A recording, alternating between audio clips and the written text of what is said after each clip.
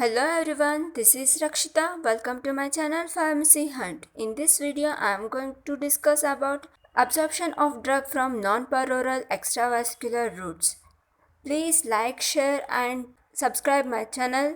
Let's study about non-peroral route. What is non-peroral route? Non-peroral route means that other than oral. इसका मतलब है oral के अलावा other routes भी है जिससे ड्रग को एडमिनिस्टर कर सकते हैं और ड्रग का एब्जॉर्प्शन भी होता है। तो इस वीडियो में देखते हैं कैसे ड्रग को एडमिनिस्टर कर सकते हैं और एब्जॉर्प्शन कैसे होता है। इस रूट को एक्स्ट्रावास्कुलर भी बोलते हैं। जो फैक्टर्स हम जीआईटी के ड्रग एब्जॉर्प्शन में देखे थे like physicochemical properties of drug, formulation factors and anatomic, physiologic and pathological characteristics of patient है, वही सेम फैक्टर्स यहाँ इस नॉन पेरोरल रूट में भी अप्लाई होते हैं। So, now we will discuss about the important biopharmaceutics and pharmacokinetic principle of non-peroral route. Types of non-peroral route are buccal or sublingual, nasal route, pulmonary delivery, ocular delivery, rectal delivery, vaginal delivery, etc. So, let's discuss one by one. First is buccal और sublingual administration. Oral mucosal delivery of drugs में दो sites है, वो है sublingual और buccal. Sublingual route means the drug is placed under the tongue and allowed to dissolve. इसका मतलब है ड्रग्स को डिजॉल्व होने तक हम जीभ के नीचे रखते हैं। वो ड्रग सलाइवा के थ्रू डिजॉल्व होके ओरल म्यूकोसा के एपिथेलियम द्वारा पहुंच जाता है without passing through gastrointestinal tract. Next is buccal route means the medicament is placed between the cheek and the gum. इसका मतलब है ड्रग्स को टीथ के गम और चीक के बीच में रखते हैं। इस रूट में ड्रग को हम ओरली तो लेते हैं पर वो गैस्ट्रोइंटेस्टाइनल ट्रैक्ट के थ्रू नहीं जा रहा, वो डायरेक्टली ब्लड में रीच होता है। इसीलिए यह रूट नॉन पेरोरल एक्स्ट्रावास्कुलर रूट में आता है। तो ब्लड को रीच होने के लिए कौन सा बैरियर यूज़ होता है? ड्रग एब्जॉर्प्शन के लिए ओरल म्यूकोसा के एपिथेलियम है। ड्रग्स को एब्जॉर्ब होने के लिए पैसिव डिफ्यूजन मेजर मैकेनिज्म है। As I said in my last video, passive diffusion means drug को without any energy systemic circulation को reach होना। इस रूट से न्यूट्रिएंट्स भी absorb हो सकता है, पर न्यूट्रिएंट्स को पास करने के लिए carrier mediated process of mechanism use होता है।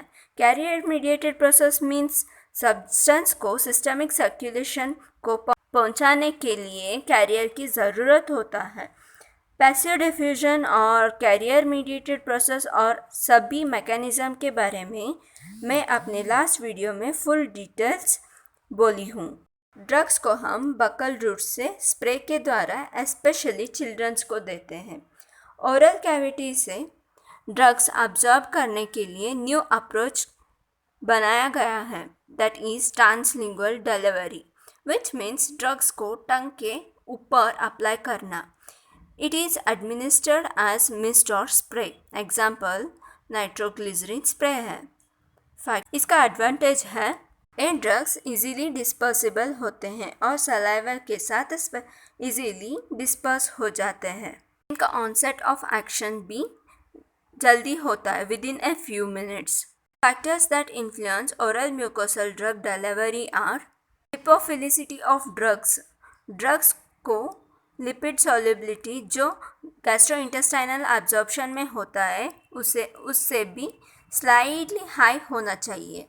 Second is salivary secretion. Mouth में जो एक्वियस बकल फ्लूइड होता है मतलब सलाइवा, उसमें ड्रग का डिजॉल्व होना चाहिए। अगर माउथ ड्राई हो तो ड्रग का एब्जॉर्प्शन लेट होता है। Third is pH of saliva. pH usually around 6 होना चाहिए। Fourth is binding to oral mucosa. Drug का सिस्टमिक बाइंडिंग प्रॉपर्टी लेस होना चाहिए। Fifth is storage compartment. Drugs का एब्जॉर्प्शन स्लो करने के लिए ये स्टोरेज कंपार्टमेंट चाहिए। Sixth is thickness of oral epithelium. Buccal absorption से सबलिंगुअल एब्जॉर्प्शन फास्ट होता है बिकॉज सबलिंगुअल में एपिथेलियम थिनर होता है। Second is rectal route which means drug को रेक्टम से एडमिनिस्टर किया जाता है। यह स्पेशली चिल्ड्रंस और ओल्ड पेशेंट में दिया जाता है थ्रू सपोजिटरीज या सॉल्यूशन से। ये ड्रग वहाँ पे एब्जॉर्ब होके सिस्टमिक सर्कुलेशन को रीच होता है। इसमें सॉल्यूशन का एब्जॉर्प्शन सपोजिटरी से ज़्यादा होता है। इस रूट का डिसएडवांटेज है यह रूट हाईली वैस्कुलराइज्ड है और एब्जॉर्प्शन स्लोअर होता है क्योंकि इस रूट में सरफेस एरिया लिमिटेड है। रेक्टल फ्लूइड्स का pH अराउंड 8 है जो pH पार्टीशन हाइपोथेसिस के अकॉर्डिंग एब्जॉर्प्शन को इन्फ्लुएंस करता है। Example is aspirin, paracetamol, theophylline and few barbiturates. Presence of faecal matter इसका एक्शन स्लो करता है। क्यों ज़रूरत है रेक्टल रूट से देना, हम ओरल रूट से भी दे सकते हैं। इट इज़ बिकॉज अगर पेशेंट वॉमिटिंग कर रहा हो या अनकॉन्शियस हो ऐसे पेशेंट्स को हम रेक्टल रूट से देते हैं। Third is topical administration. इस मेडिकेशन को पेशेंट के स्किन पर मतलब जहाँ पे कोई स्किन इन्फेक्शन हुआ है उस एरिया पर अप्लाई करते हैं। यह ड्रग्स केमिकली टॉलरेबल होता है। ये जो ड्रग्स है टॉपिकली तो अप्लाई करते हैं पर इसका एब्जॉर्प्शन लोकली भी होता है और सिस्टमिक इफेक्ट भी होता है। मेजर ड्रग्स को लोकल इफेक्ट शो करने के लिए यूज़ करते हैं। अगर इस ड्रग को सिस्टमिक इफेक्ट को शो करने के लिए अप्लाई किया तो यह परक्यूटेनियस या ट्रांसडर्मल डिलीवरी कहा जाता है। Means when topically applied drugs are meant to exert their effects systemically, the mode of administration is called as percutaneous or transdermal delivery. जब topically applied drug dermal capillaries को penetrate होता है और सीधा blood stream में enter होता है तब परक्यूटेनियस अब्जॉर्प्शन होता है। Skin is made up of 3 layers, the epidermis, the dermis and the subcutaneous fat.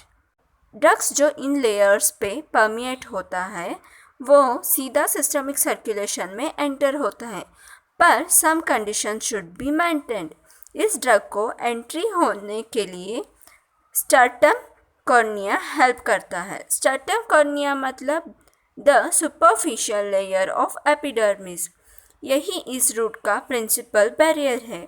In order to act either locally और सिस्टमिकली, जब ड्रग को टॉपिकल अप्लाई करते हैं तब वो स्किन के ऊपर present hair follicles, sweat glands और सबसेशियस ग्लैंड से डिफ्यूज होता है। Rate of absorption is slow. इस रूट में रेट ऑफ एब्जॉर्प्शन स्लो होता है। Factors affecting this route is first one thickness of stratum corneum.